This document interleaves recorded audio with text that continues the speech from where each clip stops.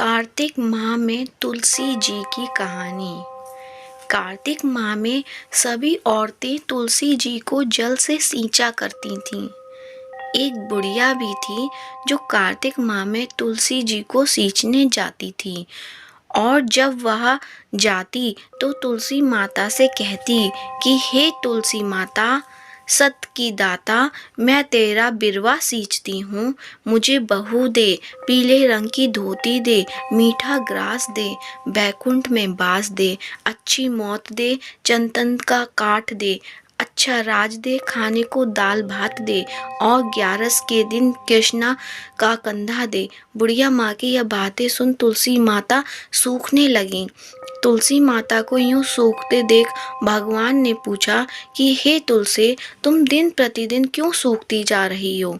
तुलसी माता ने कहा कि बस मेरे मन की मत पूछो।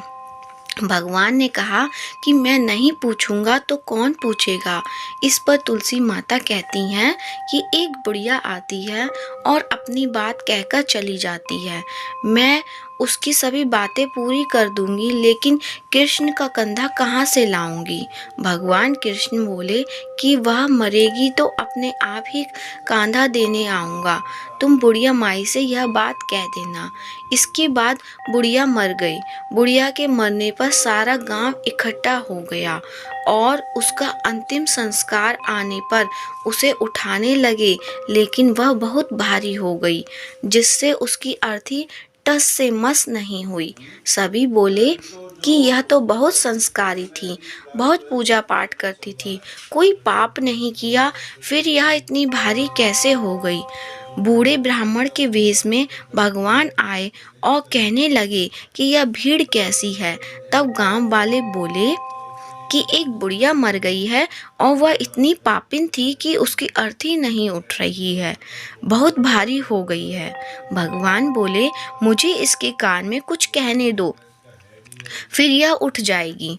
भगवान बुढ़िया के पास गए और उसके कान में कहा कि माई, तू अपने मन की कर ले, पीतांबर की धोती ले, मीठा ग्रास ले, बैकुंठ में बास ले, चटक की चाल ले, चंदन का काठ ले, झालर की झनकार ले, दाल भात को जी और कृष्ण का कंधा ले। भगवान की सभी बातें सुनकर बुढ़िया हल्की हो गई। भगवान अपने कंधे पर उसे ले गए। बुढ़िया को मुक्ति मिल गई और वह बैकुंठ को चली गई। हे तुलसी माता, जैसे आपने उस बुढ़िया माई की मुक्ति की, वैसे सभी की करना। जैसे भगवान ने उसे कंधा दिया, वैसे हमें भी देना। जय तुलसी माता की। दोस्तों, अगर कहानी अच्छी लगी है तो वीडियो को लाइक कीजिए, शेयर कीजिए और यदि आप मेरे चैनल पे नए हैं तो सब्सक्राइब कीजिए। जय तुलसी माता की।